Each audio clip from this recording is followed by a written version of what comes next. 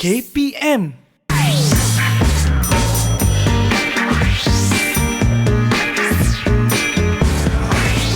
Didik TV KPM. Hello, Assalamualaikum warahmatullahi wabarakatuh. What's up everybody? Anda sedang menyaksikan Road to Success SPM 2021 bersama dengan saya Akmal Nazri bersiaran secara langsung di Didik TV. Apa khabar semua? Sihat? Alhamdulillah. Ingat kita belum menang lagi, jadi sila patuhi segala SOP seperti sentiasa mencuci tangan dengan kerap, sentiasa pakai pelitup muka dan juga menjaga jarak 1 meter. Okey? Hari ini subjek yang kita nak belajar adalah subjek ekonomi, dan dengar kata cikgu ini cukup luar biasa. Memang hebat cikgu ni. Dan saya pasti calon-calon SPM yang mengambil subjek ini, anda cukup bertuah lah. Kerana apa? Kerana cikgu ni, dia punya teknik pembelajaran dia, siap ada nyanyi-nyanyi. Betul ke? Nak tahu betul ke tak betul? Jom kita tengok profil guru hari ini. Let's go.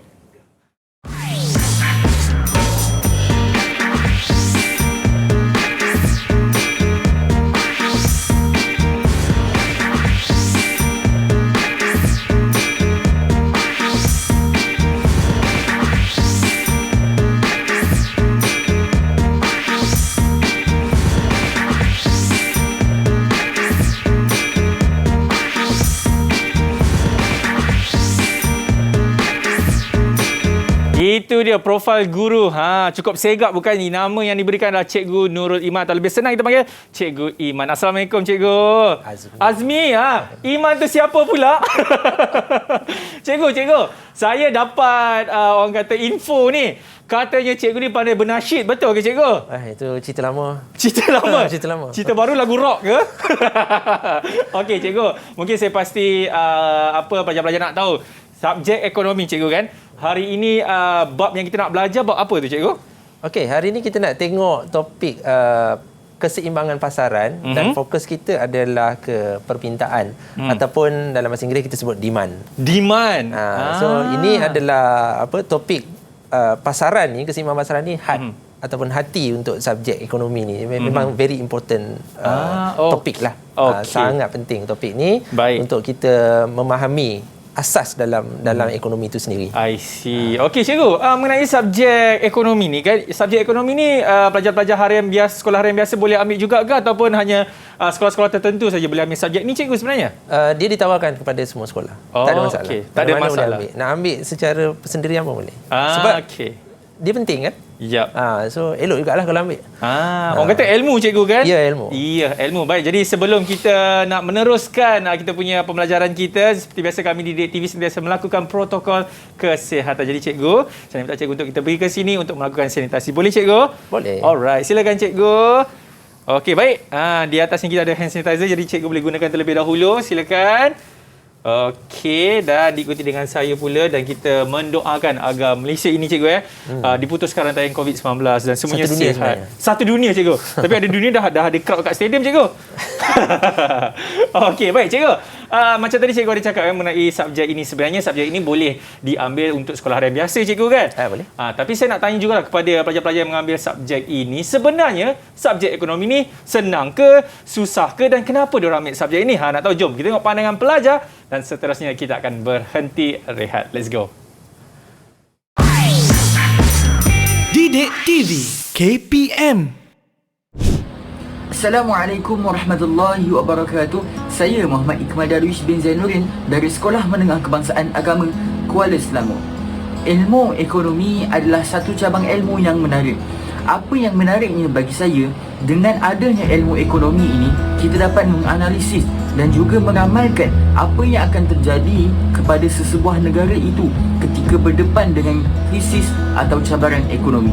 Sebagai contoh, ketika musim pandemik COVID-19 ini, apabila kerajaan mengeluarkan perintah kawalan pergerakan, pakar-pakar ekonomi dapat meramalkan dan juga menganalisis kesan yang akan terjadi kepada negara dan juga rakyat. Jadi mereka inilah yang menyusun strategi untuk membawa negara kita keluar daripada krisis ekonomi. Disebabkan itulah saya minat dengan subjek ekonomi ini. Assalamualaikum warahmatullahi wabarakatuh. Saya Nabila Safia binti Muhammad Saifuddin dari SMK Agama Kuala Selangor. Bagi saya, subjek ekonomi ini agak mencabar. Ia membuat saya untuk berfikir secara lebih matang dan kritis. Saya juga dapat mengaitkannya dengan aspek kehidupan yang berlaku dalam negara. Tambahan pula, dengan cara yang diajar oleh guru membuatkan saya lebih meminati subjek ini. Assalamualaikum warahmatullahi wabarakatuh. Saya Nur Anis Sofia binti Saidun dari SMK Agama Kuala Selangor. Pada pendapat saya, subjek ekonomi adalah satu subjek yang mudah difahami kerana kita mempraktikkan ilmu ekonomi dalam kehidupan seharian. Melalui ilmu ekonomi juga kita dapat memahami situasi ekonomi yang berlaku di sekeliling kita serta dapat mengawal diri kita dari mengalami kerugian. Saya percaya dengan disiplin diri yang komited serta didikan daripada para guru, memperoleh keputusan yang cemerlang dalam SPM adalah tidak mustahil. Didik TV KPM. Didik TV KPM. Alright, masih lagi menyaksikan Road to Success SPM 2021 bersama dengan saya Akmal Nazri. Baik, kita dah tahu dah guru dan juga subjek yang kita nak belajar hari ini. Tapi kita tahu lagi satu ni mengenai sekolah pilihan hari ini. Katanya ada 2 buah sekolah. Satu sekolah daripada Sekolah Agama Menengah Nurul Iman dan juga lagi satu daripada SMKA Kuala Selangor. Dan siapakah mereka? Jom kita perkenalkan. Assalamualaikum. Apa khabar? On lah mic. Tak dengar suara tu. Aina jawab, saya tak dengar. Okey, baik. Sila perkenalkan diri anda bermula daripada Nur Sabrina. Silakan. Assalamualaikum warahmatullahi wabarakatuh. Saya Nur Sabrina binti Abdul Hamid dari Sekolah SMK Agama Kuala Selangor. Okey, cita-cita Sabrina nak jadi apa, Sabrina? InsyaAllah pensyarah. Amin. Baik. Okey, seterusnya Aina.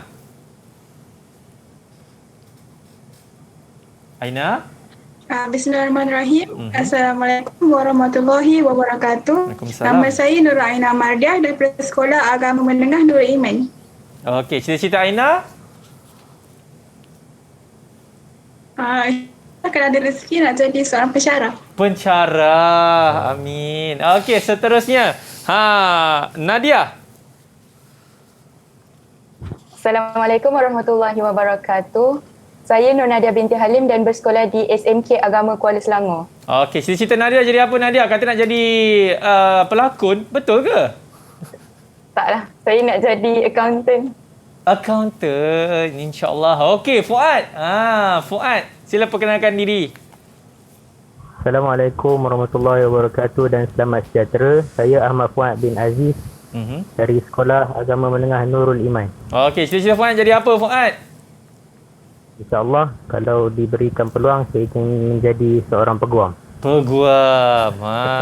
Okey, cikgu hanya tergelak je. Kenapa tu, cikgu? Okey, insya-Allah, Fuad. Okey, seterusnya.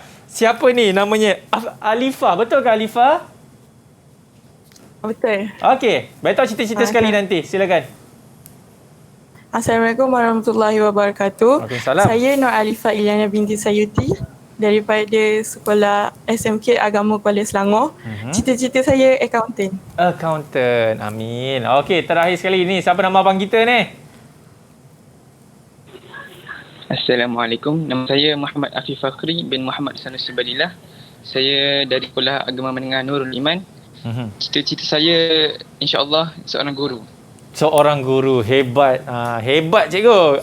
Kawan-kawan kita semua ni dia punya cita-cita dia. InsyaAllah apa yang diorang impikan akan tercapai satu hari nanti. Okey, baik. Kita dah perkenal dah pelajar-pelajar bagi sekolah pilihan hari ini. Dan sekarang ini saya rasa cikgu dah bersedia? Okey. Ya, dan saya pasti anda juga dah bersedia. Jadi tanpa membuang masa lagi, ayo kita mulakan subjek ekonomi. Bismillahirrahmanirrahim. Silakan, cikgu. Okey. Assalamualaikum warahmatullahi wabarakatuh. Hari ini kita nak tengok topik yang seterusnya iaitu keseimbangan pasaran, yang mana ini adalah subjek ekonomi bab 2 untuk tingkatan 4. So ekonomi ni tingkatan 4 ada 4 bab, tingkatan 5 ada 2. So kita letakkan ada 6 lah, totalnya semua ada 6.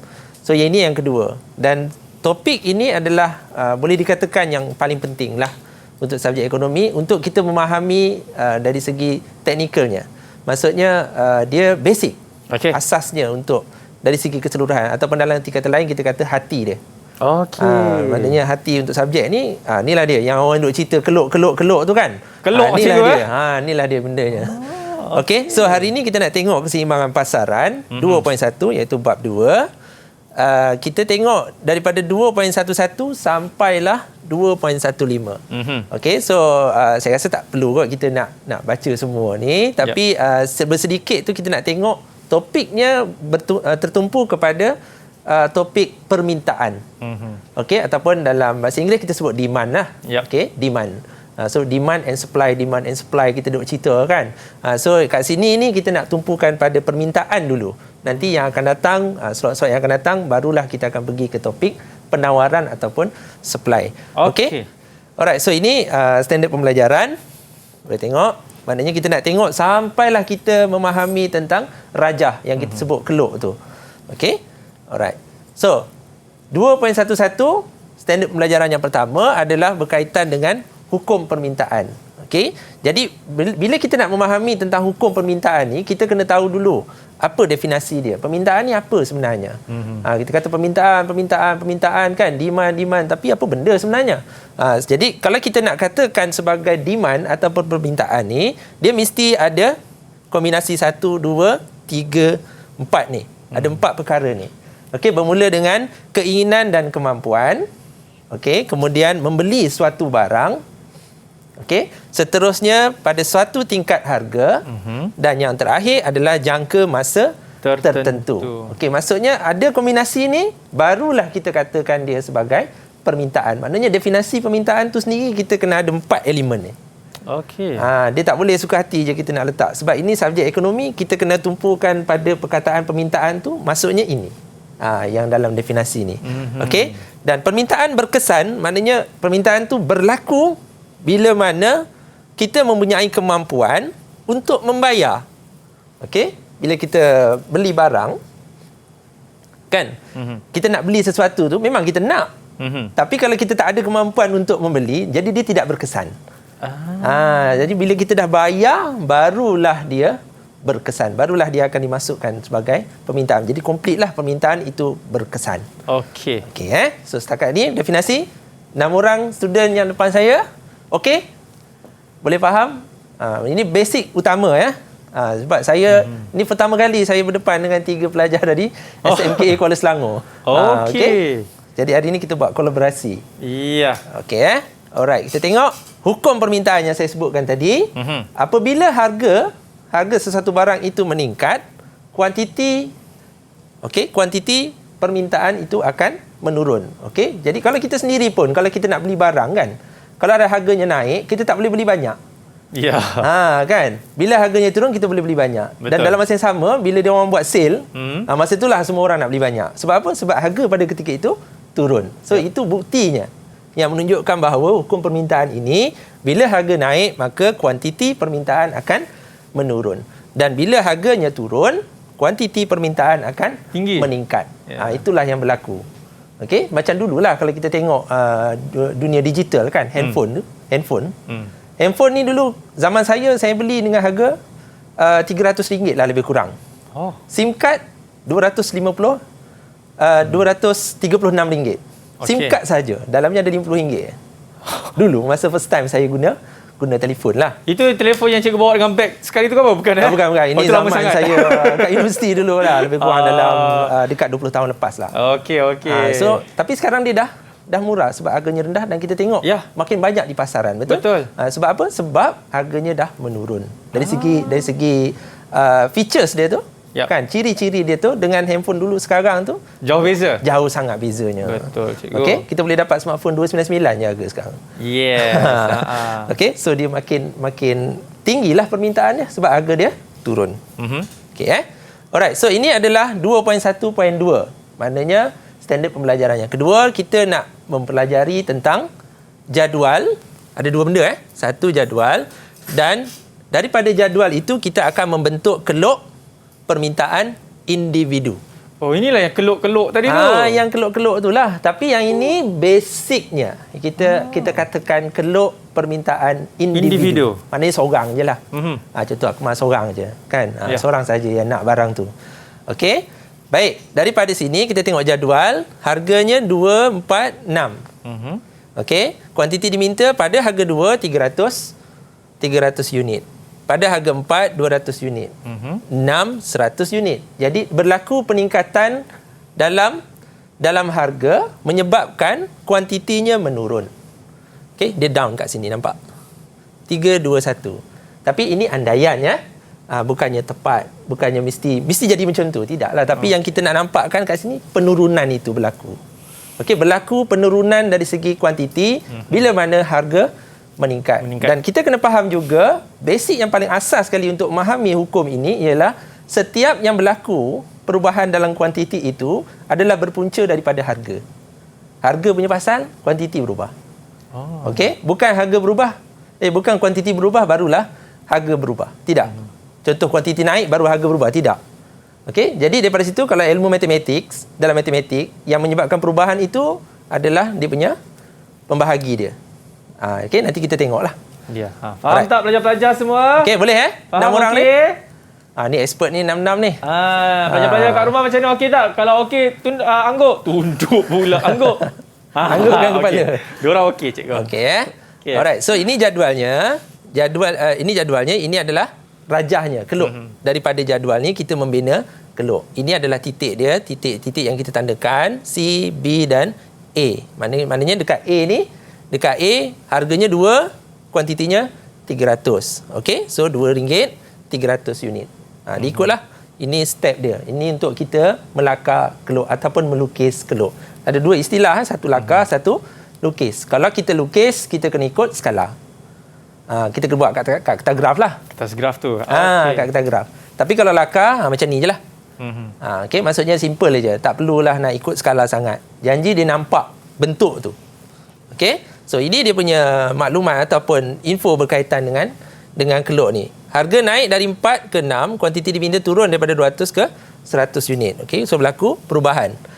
Okay, harga turun daripada 4 ke 2. 4 pergi ke 2. Okay, kuantiti diminta naik dari 200 ke 300 unit. Makin tambah kuantitinya. Okay, menunjukkan hubungan songsang. Dia berlawan lah. Satu naik, satu turun. Senang permintaan ni, senang. Satu naik, satu turun. Satu turun. Dia macam positif negatif lah. Ya. Kan? Berlawan. Dia tak boleh dekat. Okey, sifat keluk mencerun ke bawah dari kiri ke kanan. Dari kiri ke kanan. Mencerun. So ini adalah jawapan standard. Maknanya kalau ada soalan berkaitan dengan keluk ni, buat macam ni lah. Buat macam ni. Kalau budak yang jenis menghafal ni, kena soalan direct macam tu, memang dia dapat full mark terus lah. Oh ya. Kalau dia budak menghafal lah. Tapi kalau yang lebih baik adalah kita memahami. Kita faham. Okey? Alright, so kita tengok. Barulah kita pergi ke pasaran. Tadi individu. Yang ni pasaran. Pasaran ni datang macam mana pula? Okey, permintaan pasaran adalah jumlah kuantiti barang yang diminta oleh semua pengguna. Tadi seorang. Contoh kat depan saya ni ada 6 orang kan. 7 cikgu. Campur dengan Amas. Jadi 7. Jangan lupa cikgu. Jadi 7 orang. 6 orang di rumah, 1 orang di studio. Jadi semua nak barang yang sama. Kan masing-masing nak barang yang sama. Contoh saya bagi masing-masing nak top up. Nak beli top up kan. Top up. Tak kiralah telco mana.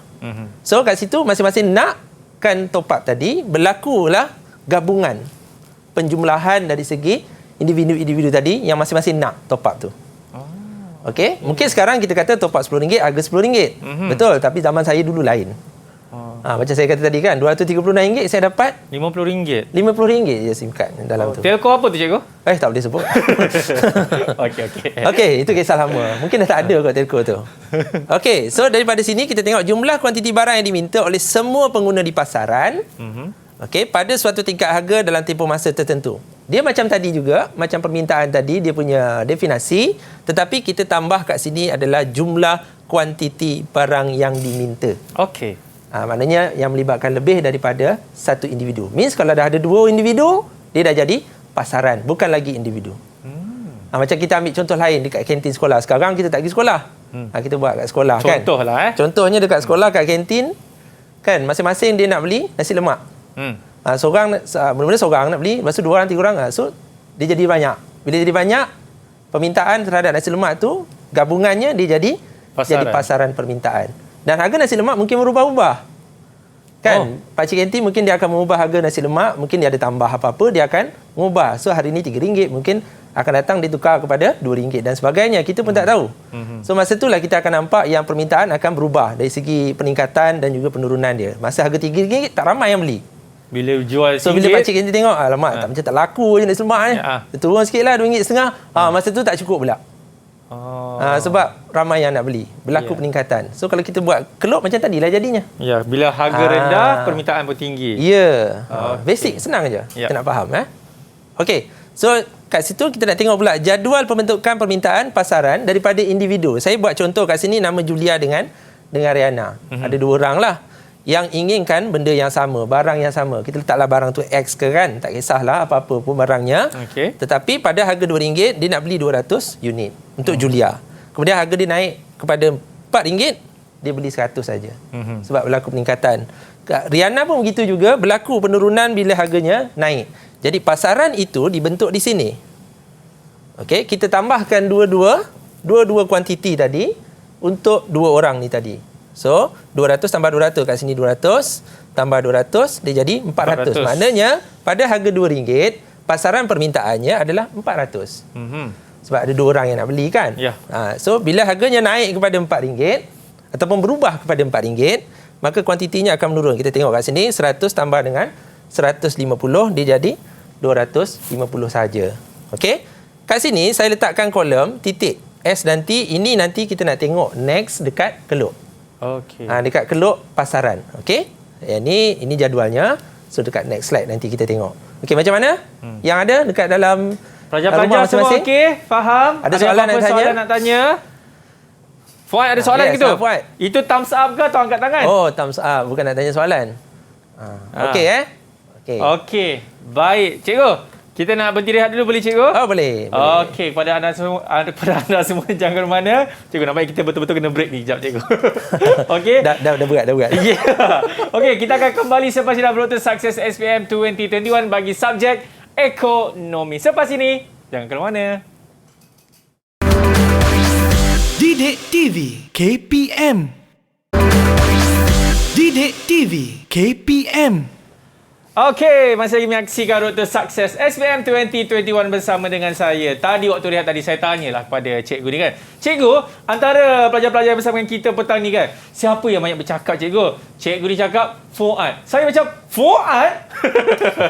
Fuad, awak banyak cakap ke dekat kelas Fuad? Fuad?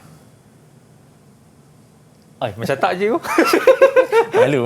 Dia malulah saya rasa. Okey, baiklah. Jadi cikgu, kita akan sambung balik kita punya subjek ekonomi. Silakan cikgu. Okey, kita teruskan pula dengan kelup. Tadi kita belajar jadual. Ni jadual. Kita tengok pula kelupnya. Okey. Jadi daripada jadual tadi kita bentuk kelup pertama, kedua dan yang ketiga adalah pasaran. Ini kita tunjukkan contohlah ya. Jadi apa yang berlaku, saya tak perlu nak terangkan satu-satu kelup ni. Kita tengok kat bawah ni penerangan kelup dia. Okey, daripada penerangan kelup ni kita buat tambahan tadi 200 titik S dan juga seterusnya harga 250 unit titik T. Jadi kita tandakan dekat sini. Jadi daripada sini kita dapat lihat bahawa kelup pasaran dia akan jadi lebih landai ni kat sini. Maknanya dia semakin menjauh dengan origin. Sebab kita dah totalkan. Dia makin lama makin jadi landai lah. Maksud kalau kita nak daki bukit kan. Kalau bukit curam tu Allah payahnya nak naik kan. Tapi bila kita dah gabungkan tadi pasaran permintaan ni, kita dah gabungkan beberapa unit tadi, beberapa orang rumah yang nak barang yang sama, maka dia jadi landai. So lebih mudah untuk kita daki bukit. Saya selalu buat andaian macam itulah. Landai ni maknanya senang nak naik. Okey, kalau curam susah nak naik. Baru kita nampak lah. Okey. So itu basic dia. Kelup pasaran ya. Okey, boleh faham yang 6 orang ni? Dan lain-lain kita nak tanya yang kat rumah yang lain yang tengok live ni tak dapat lah. Anak cikgu faham anak cikgu? Aina? Mesti terkejut kan macam mana saya tahu? Okey cikgu, saya rasa dia orang faham ni cikgu. Jom kita sambung. Kita teruskan. Okey, ini soalan contoh. Okey, soalan contoh. Baik. Kita tengok. Jadual 1 menunjukkan permintaan terhadap roti. Ada harga 3, harga 1, ada 2 orang yang nak barang yang sama. Okey. Jadi berdasarkan jadual 1 ni, lakarkan kelup permintaan pasaran dan jelaskan pembentukannya. Okey, maknanya kita ada 2 perkara lah kat sini. Satu, laka keluk.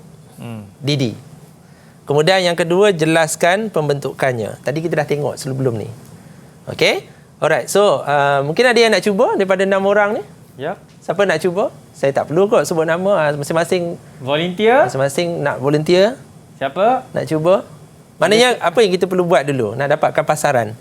Adakah Peguam Fuad boleh jawab? Peguam Fuad? Okey, Fuad nak cuba? Macam mana kita nak bentukkan pasaran? Ya. Fuad. Kenapa Fuad malu ke Fuad? Okey, kita tengok dulu yang pasaran pada harga RM3. Macam mana nak buat? Tak keluar suara. Pasaran untuk harga RM3.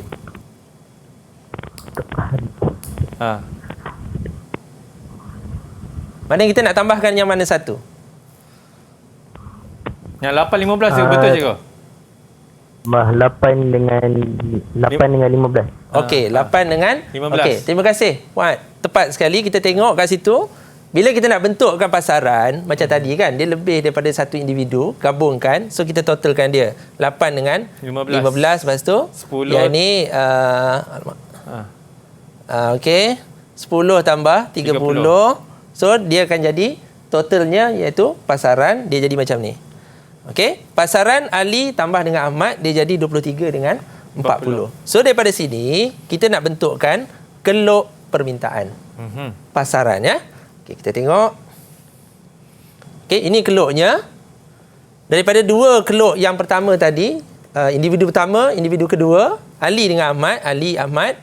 Kat sini saya dah tandakan. Di satu ni untuk Ali, di dua ni untuk Ahmad. So kita totalkan dia jadi lebih landai. Tujuan saya buat macam ni nak tunjukkan yang dia semakin landai tu. Okey, dan dia semakin jauh dengan origin. Nampak? Okey.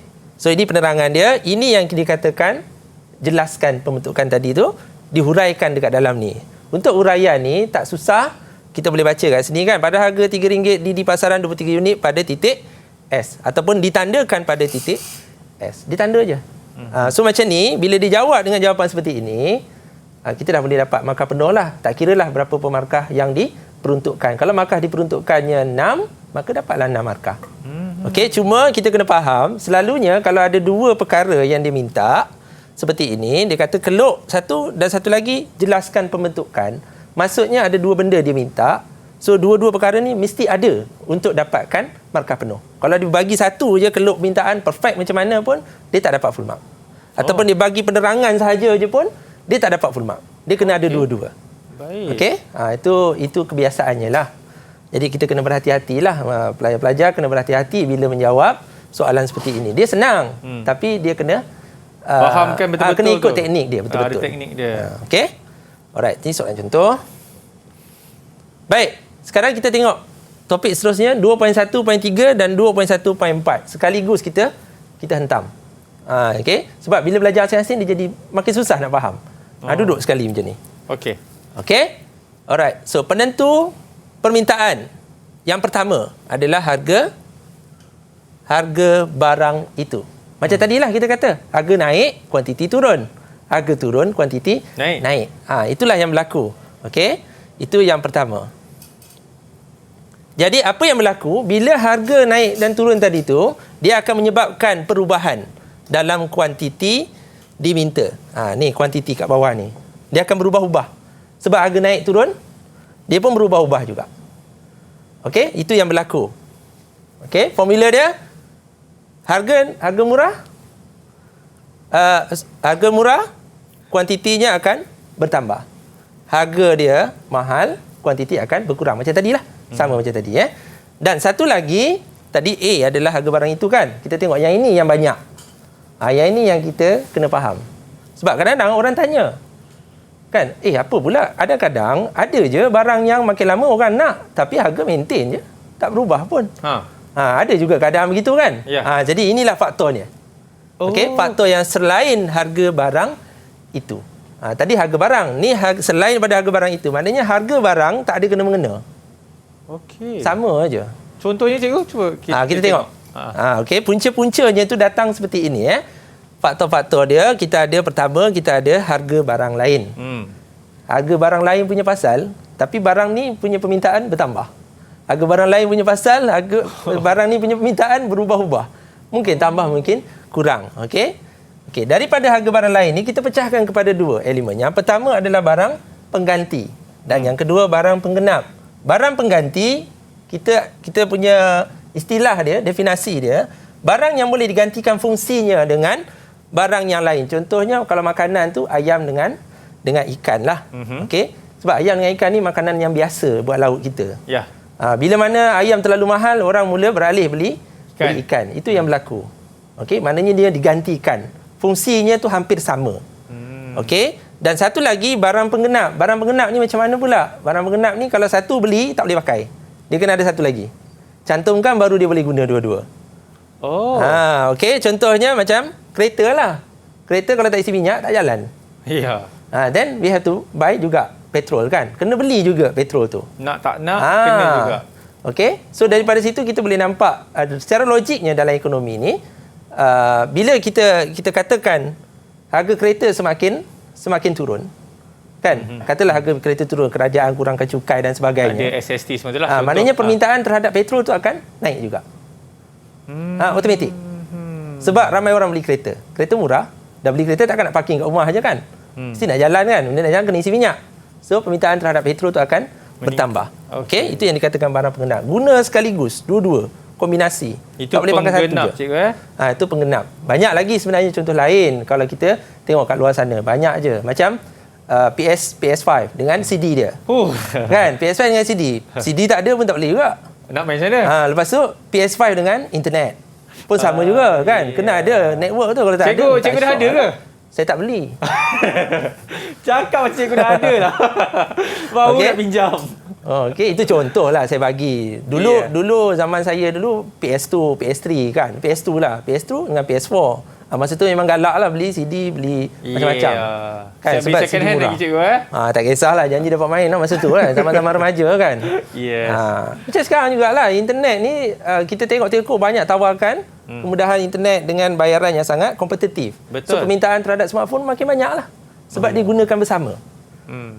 Itu penggenap Okey, itu yang pertama. Harga barang lain. Ini banyaklah dia punya huraian dan cerita dia. Lepas tu yang kedua pendapatan. Pendapatan ni logik lah. Kalau kita katakan orang tu gaji dia makin bertambah, banyaklah dia boleh belanja. Ya. Okey, itu yang berlaku. Kuasa beli akan bertambah bila pendapatan kita naik. Tapi kalau pendapatan kita turun, kuasa beli akan turun. Apa punca pendapatan ni berubah? Macam-macam faktor. Ada orang yang dapat bonus, ada dapat Aisina dan sebagainya. Macam-macam lah. Duit kutu. Duit kutu, moratorium kan. So, dia punya pendapatan makin bertambah. Bila bertambah, banyaklah dia belanja. Itu yang kita nak. Perbelanjaan semakin banyak, itu yang akan meningkatkan KDNK. Okey. Seterusnya adalah cita rasa. Cita rasa ni melibatkan minat, trend. Okey. Macam dulu-dulu orang pakai bell bottom, seluar. 70-an kan. Masa tu permintaan...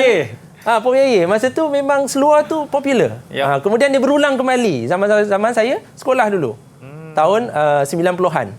90-an pun sama. Pop Yeye juga zaman tu. Baggy cikgu. Kaki bell bottom besar-besar betul. Okey, 20 inci. Betul lah 20 inci. 22 inci gila masa tu. Okey, tapi zaman berubah. Ada masanya kan kita tengok dia bawa pakai slim fit pula. Kecil. So itu trend. Okey, dia menjurus ke arah cita rasa orang. Okey? Alright. Seterusnya jangkaan harga masa depan. Okey, jangkaan harga masa depan ni macam mana? Kalau kita dengar selalunya kerajaan dia umumkan sesuatu kan.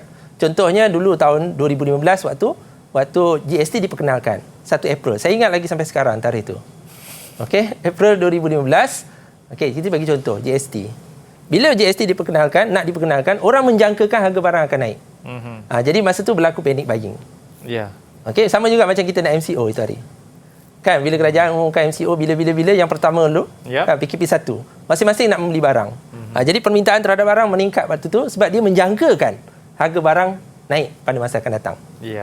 So harga barang dijangka naik pada masa depan, maka DD sekarang akan bertambah. Akan bertambah. Begitulah sebaliknya. Okey cikgu, kita nak sambung selepas ni sebab kita berhenti dulu, boleh cikgu? Tak, sebab habiskan dua lagi. Boleh cikgu. Lepas ni kita akan sambung cikgu. Okey. Boleh cikgu sebab saya nak cari seluar bell bottom saya kat mana. Okey, kepada anda semua jaga mana selepas ni kita akan sambung balik dalam Road to Success SPM 2021. Jangan ke mana-mana. Didik TV KPM. Didik TV KPM.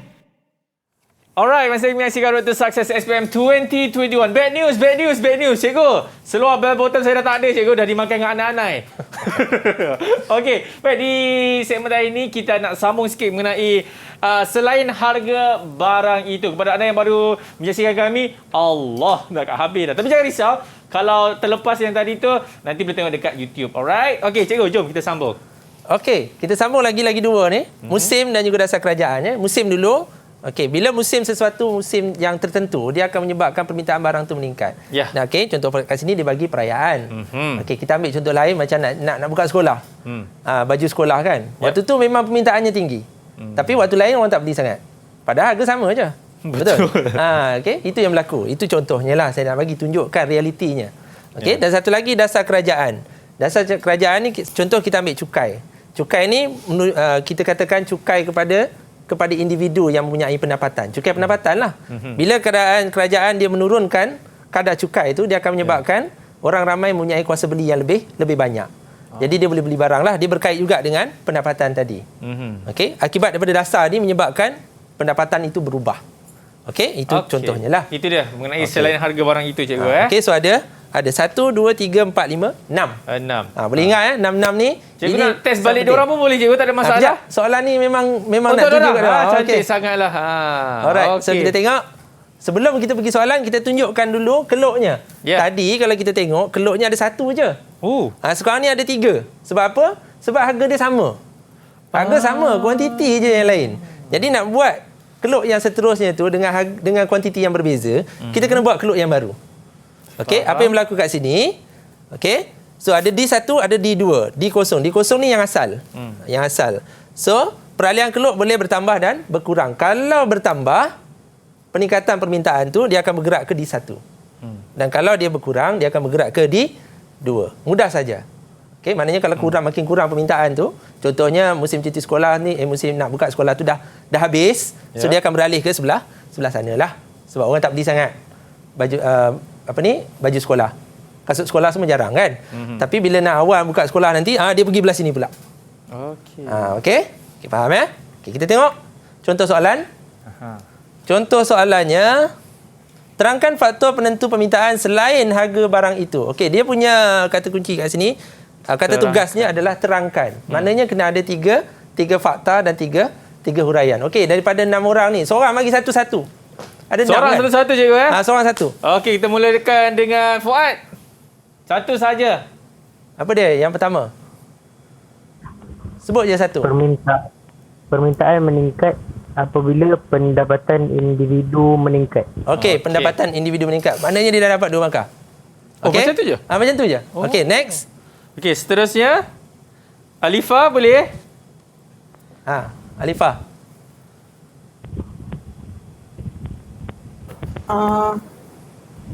Rasa. Okey, cita rasa. Cita rasa minat bertambah. Minat bertambah. Alifah tengok apa tu tunduk kat bawah tu? Okey, minat bertambah menyebabkan apa? Minat bertambah tu menyebabkan apa? Permintaan bertambah. Okey, very good. Very good, Alifah. Lagi seorang lah. 6 tak sempat kot. Lagi seorang. Lagi seorang. Kita minta Nadia, cikgu. Saya nampak dah angkat tangan tadi. Okey, Nadia. Cuba. Apabila cukai pendapatan turun, permintaan akan meningkat. Okey, cukai pendapatan turun, permintaan akan meningkat. Okey, kita tengok contoh jawapan. Okey. Ni jawapan yang ringkas lah. Permintaan meningkat. Dia dah kata dah, permintaan meningkat. Kat sini. Okey. Apabila pendapatan individu meningkat, pertama. Kedua adalah jangkaan harga masa depan naik. So sekarang ni makin ramai orang beli. Dan yang terakhir adalah cita rasa, iaitu minat yang bertambah terhadap barang tersebut. So daripada sini dia dapat total 6 marks tu. Sebab apa? Dia dah sebut awal-awal dah permintaan meningkat. Dia cuma ulang-ulang dia cuma nyatakan poin yang berbeza dengan huraiannya permintaan dia meningkat. Okey? Dan ini contoh jawapan yang kedua, jawapan yang panjang tapi markahnya 6 juga. Sama. So pilihan di tangan anda lah nak jawab yang panjang ataupun yang pendek. Sama saja. Yang cuma yang ini nampak ada cikgu ni biasa jawapan budak perempuan lah. Kalau student saya kan, jawapan budak perempuan macam ni lah, dia goreng habis panjang-panjang tu. Tapi kalau jawapan budak lelaki, dia kalau boleh nak 2 perkataan je, tapi nak makan penuh. Betul Kak Aina. Aina suka tulis jawapan yang panjang Kak Aina. Dia tak terkata-kata, dia hangguk je. Yelah tu. Okey, kalau dah faham kat sini, maknanya kita ada kaedah macam-macam lah nak menjawab tu. Kita bolehlah jawab yang panjang atau yang pendek. Tetapi bila soalan tadi kata tugas ni terangkan, mesti kena ada huraian dan juga fakta. So faktanya kat sini ni lah, pendapatan individu meningkat. Kan, lepas tu jangkaan harga masa depan. Kan, lepas tu dan sebagainya lah yang tu. Itu adalah dia punya fakta dia. Huraiannya kat mana? Dia dah sebut dah, permintaan meningkat. Okey? Boleh Okey. Semua? Soalan seterusnya cikgu. Okey, ini yang terakhir. Last. Cikgu, kita banyak lagi masa cikgu. Banyak lagi masa? Tak apa, ni panjang. Banyak lagi cikgu. Ni ada panjang ni. Okey, yang ini soalan yang kita kata yang menakutkan student lah. Student ni dia takut dengan soalan aras tinggi ni. Okey, yang ni soalan macam ni selalunya keluar dekat bahagian B. Okey, atas ni adalah keratan akhbar yang diubah suai sedikit. Okey, mana-mana keratan akhbar yang realiti ataupun mungkin yang dikarang sendiri. Okey, boleh juga kita bagi stimulus yang karangan sendiri. Maknanya pengubah soalan dia boleh buat macam-macam cara lah. Macam-macam cara dia boleh buat, sama ada ambil keratan akhbar ataupun bukan. Okey, so kat situ dia letakkan satu cerita, kemudian dia nak student reflect dengan cerita tadi. Okey, yang ini markahnya saya letakkan 9. 9 markah bermakna penandaannya adalah berbentuk rubrik ataupun respon terbuka. Respon terbuka ni maknanya pelajar boleh tulis apa saja. Calon boleh tulis apa saja berdasarkan kepada pemahaman dia tentang subjek ekonomi itu. Maknanya dia boleh tulis apa sajalah. Dan soalan-soalan begini selalunya untuk kita menjawab, pelajar dia perlu menguasai daripada bab awal sampai akhir. Bukannya satu topik sahaja, dan dia tidak menjurus kepada satu-satu poin untuk satu topik sahaja. Okey, so soalan dia, ramalkan kesan perubahan permintaan tersebut terhadap industri komputer dan multimedia di Malaysia. Okey, sebenarnya soalan begini untuk orang yang tak ambil ekonomi kadang-kadang pun dia boleh jawab. Okey, kalau dia nampak realitinya, dia pun boleh nampak apa yang berlaku dekat dunia ICT ni. Kita pun boleh ramal dengan keadaan sekarang lagi kan. Dengan keadaan platform e-dagang yang begitu banyak, dengan PDPR-nya, dengan bekerja dari rumahnya, kan, polisi-polisi yang kerajaan perkenalkan memaksa kita menggunakan multimedia. Terpaksa. So kat situ pun kita dah boleh fikir dah. Okay? Orang akan semakin banyak yang membeli gadget ni. Makin banyaklah. So dia baliklah kepada faktor penentu permintaan tadi selain harga barang itu. Okay? Dia pergi ke trend cita rasa. Boleh faham So, itu basic dia. Tapi kita nak tengok ramalkan perubahan permintaan tersebut terhadap industri komputer dan multimedia di Malaysia. So, 2 perkara kat sini, kita boleh cerita apa sahaja yang berkaitan dengan komputer dan multimedia. Maknanya student boleh letak apa sahaja. Sebab 2 ni memang berkait rapat. Senang kata ICT lah. Kan, dunia ICT. So, apa yang berlaku pada perkara-perkara yang berkaitan dengan ICT. Okey, kat sini, kita tengok antara contoh jawapan yang boleh kita tulis. Boleh kita tulis, saya bagi contoh jawapan lah. Okay, sebab masa kita pun agak terhad, kita terus bagi contoh jawapan. Ini contoh jawapan ni cikgu? Ini contoh jawapan, panjang. Pelajar ada masa 2 jam suku untuk selesaikan soalan ekonomi yang jumlahnya ada 5 soalan. 5 soalan pula ada anak-anak dia. Setiap satu soalan ada anak lagi. 5 soalan 2 jam? 2 jam suku. Memang masa anda adalah sangat limited. Jadi memang perlu prepare dengan begitu lengkaplah kelengkapan kita dari segi ilmu tu kena ada. Tapi sebenarnya ekonomi ni lebih kepada konsep. So bila konsep dia faham tentang konsep tu, memang dia boleh goreng. Ini contoh jawapan. Boleh saja dia bagi jawapan lain. Okey, tak apa. Tapi dia mestilah bercerita tentang kesan dia terhadap industri multimedia ni tadi. Akibat permintaan yang bertambah. Okey, kat sini saya tandakan satu ni warna biru. Okey, terus meningkat. Maknanya permintaan terhadap industri itu makin banyaklah. So dia setuju. Diramalkan akan terus bertambah. Dengan situasi sekarang kan, berdasarkan surat khabar tadi, sekatan surat khabar tadi. So seterusnya dia huraikan kenapa pula naik? Apa pula kaitannya dengan apa yang kita belajar tadi? Dia dah letak cita rasa masyarakat yang cenderung untuk menggunakan peranti elektronik. Makin ramailah. Okey, sekarang pun dengan kamera 48 megapiksel kita boleh dapat dengan harga RM700, RM800. Betul? Memang murah. Okey, jenama apa tak boleh lah bagi tahu. Iya. Cikgu, saya ada soalan daripada penonton, cikgu. Okey. Soalan daripada Pika. Soalannya bila nak buat kek batik. Bukan. Itu soalan lain, cikgu. Soalan dia, cikgu. Cikgu, kalau saya nak buat tulisan point-point, kalau maksudnya kalau ini kan dia karangan. Dia nak buat tulis point-point saja. Boleh ke, cikgu? Untuk soalan begitu, ekonomi ni lah. Okey, saya terus terang bagi tahu bahagian A dia ada dua bahagian. Bahagian A boleh buat point-point ni, tetapi adalah lebih selamat sekiranya anda buat dalam bentuk esei. Point-point yang kita ada tu, just cantumkan je jadi satu ayat ataupun dua ayat. Macam saya buat tadi yang awal-awal tu. Kan? So kat situ lebih selamat. Sebab kita pun tak tahu akan datang macam mana dia punya penandaan. Okey, mungkin setakat ini kita buat point untuk bahagian A boleh. Tapi akan datang kalau tiba-tiba dia kata tak boleh lah. Tak boleh point-point, kita kena buat dalam bentuk karangan, ayat yang penuh, dalam perenggan dan sebagainya. So kita kena ikutlah. Lebih baik awak buat dalam bentuk perenggan ni selamat. Jadikan dalam bentuk ayat. Tapi ringkaslah. Macam ayat yang saya buat tadi pendek je kan. Tapi dapat juga 6 markah. Sebab pendek. Kan pendek 6 markah dan lengkap. Itu yang kita nak. Okey, sebab masa kita singkat. Kita pelajar kena peruntukkan masa yang banyak untuk bahagian B ni yang 9 markah macam ni. Masa dia kena ambil masa banyak. Yalah, bayangkanlah dia nak buat esei ni panjang ni. Okey, tapi ada juga murid yang cerdik, tak panjang macam ni pun, dia boleh juga dapat 9. Tapi dia kena buat uraian yang macam saya buat ni, warna hijau ni. Kan? Dia kena berlapis-lapis uraian yang warna hijau tu. Lepas kita dah bagi point, satu katalah macam saya kata kat sini ni, melahirkan usahawan contohnya. Okey, so bila dah melahirkan usahawan, kita dah dapat satu lapis. Kan? Lepas tu kita lapiskan lagi dengan, daripada situ membuka peluang pekerjaan dan sebagainya. Uraian dan contoh. Dia bagi pula lagi. Daripada situ pula akan menambahkan pengeluaran peranti elektronik sebagainya. Okey, dari kat situ akan menimbulkan banyak persaingan yang sihat. So harga barang akan semakin turun. Sebab apa? Sebab dah terlampau banyak lambakan. Dan itu akan memberi kelebihan kepada pengguna macam kita. Kan, sebab kita ada banyak pilihan. Itu contohlah.